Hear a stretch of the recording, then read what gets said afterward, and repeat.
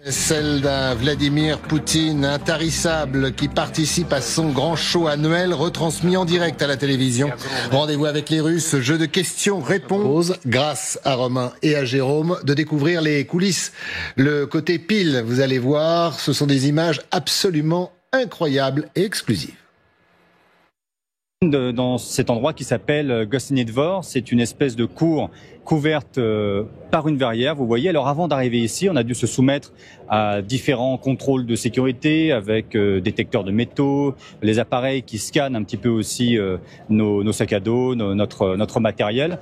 Et ici, vous avez donc les journalistes qui commencent à arriver, surtout de la presse russe, mais il y a aussi des médias étrangers et occidentaux. On a vu la BBC, par exemple, ou des médias américains. Alors là, on arrive dans le studio où va se dérouler à proprement parler la conférence de presse de Vladimir Poutine. Vous voyez, les journalistes sont toujours en train d'arriver. Cette salle qui est entourée de cartes de la Russie. On va vous montrer un petit peu avec la caméra. Vous voyez d'ailleurs les territoires annexés en Ukraine, mais pas reconnus par la communauté internationale. On voit aussi là la Crimée qui a été ajoutée. On va un petit peu avancer. Vous avez là toutes les caméras sur pied qui sont installées en hauteur. Que lundi dernier, Vladimir Poutine a vanté les progrès de son armée qui, c'est vrai, progresse un petit peu partout en Ukraine, dans le Donbass notamment. Mais plus important encore, il a annoncé une modernisation de ses forces armées. On a un petit peu l'impression qu'il essaye de doubler la mise avant de s'asseoir éventuellement à la table des négociations. Vladimir Poutine a pris la parole, on va détailler. C'est très intéressant ce qu'il a dit, notamment avec ce match qu'il espère avec les États-Unis. Mais d'abord, on a besoin de vous, chers téléspectateurs, pour comprendre la parole du président russe. En préambule, il y avait ça, on décrypte après. Vous savez, quand tout est calme, tranquille, stable, on s'ennuie. C'est la stagnation. Nous voulons du mouvement. Dès que le mouvement commence, tout passe en sifflant, les secondes, les balles. Malheureusement, les balles sifflent maintenant. Nous sommes effrayés, terrifiés. Enfin, c'est effrayant, mais pas trop. Ici, on peut revenir dans le contexte de cet exercice, comme vous l'avez rappelé, qui est tout à fait annuel, parce que effectivement, c'est quelque chose qui se passe chaque année depuis l'année 2000. Avant, il y a eu 2 exercices séparés. C'était la conférence de presse annuelle qui était ouverte, y compris aux journalistes occidentaux. Et puis, il y a eu cette ligne directe avec, il n'y a pas eu que des journalistes, il y a eu également, et ça c'est toujours le cas, des mots qui sont passés au président Vladimir Poutine, des téléspectateurs, des personnes dans les régions. Donc c'est quelque chose qui est très, si vous voulez, ordinaire pour Vladimir Poutine. Et c'est pour ça que, et ça il a même démontré pendant des lignes directes, comme ça que ça s'appelle en Russie, pendant ces événements précédents qui s'ennuient parfois, qu'effectivement ça dure extrêmement long. Donc cette année-là, je pense que c'est toujours en cours. Ça dure déjà plus de 4 heures. C'est pas un record, mais on est presque.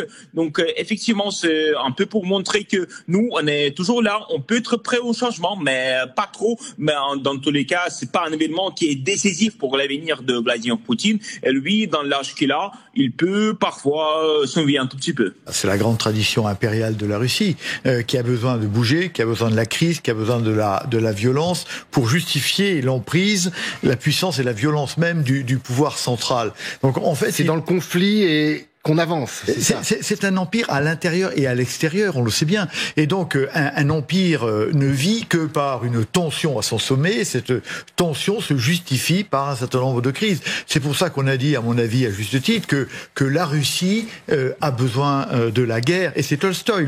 Alors, on a dit la Russie, mais on a dit Poutine. Donc, les deux. Oui, mais Poutine, c'est la Russie, et il faut bien qu'il soit dans l'âme de la Russie pour la diriger. Donc moi, je suis pas très surpris.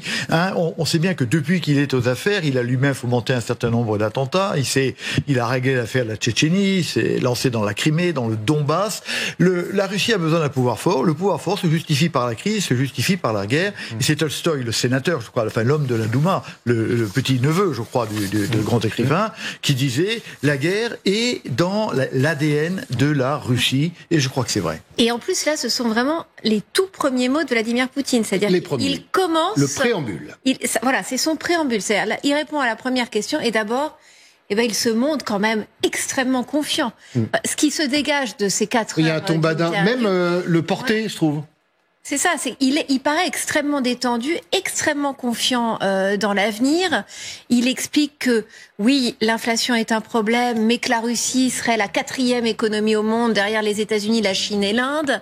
Que en Ukraine, les gars avancent héroïquement. Ça, ce sont ses mots. Il se dit d'ailleurs complètement prêt à parler avec Donald Trump, parce que de toute manière, il avance, il obtient, il atteint ses objectifs. Alors oui, les balles sifflent, la Russie a besoin d'action et a de l'action en ce moment, mais il gagne et il est là pour expliquer à quel point sa stratégie est payante. Magali, avec qui il aimerait prendre le thé ? Avec quelle personne décédée voudriez-vous prendre le thé ? Voilà la question qui a été posée à Poutine, et il répond avec Jacques Chirac et avec Helmut Kohl.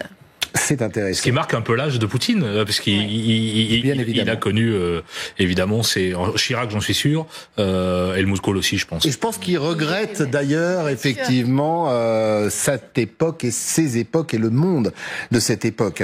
Mais il y a, Magali, toujours cette dualité, les Américains sont pas loin, l'OTAN, l'Occident, ils parlent russe en disant, regardez, on est les plus forts, on se met dans une pièce, on disque. Mais est-ce que c'est vraiment la bonne façon... Il y a côté petite frappe de Saint-Pétersbourg, quelque part. Oui, mais est-ce que c'est la bonne façon de parler à Donald Trump ? Parce que quand on va défier, qu'il défie comme ça Donald Trump... Et il le fait, hein. Ça peut quand même, justement, piquer un petit peu l'orgueil du président élu. Et je suis pas sûre qu'il se dise à ce moment-là, eh bien, on va négocier avec Poutine et je vais lui donner tout ce qu'il veut. Donc c'est quand même une arme à double tranchant de le défier comme ça en duel. Pas avec des pistolets, mais avec des missiles. Oui, surtout les missiles Oreshnik. Voilà, on attend d'ailleurs que Moscou, parce que ça a été annoncé par Vladimir Poutine, s'en serve une nouvelle fois.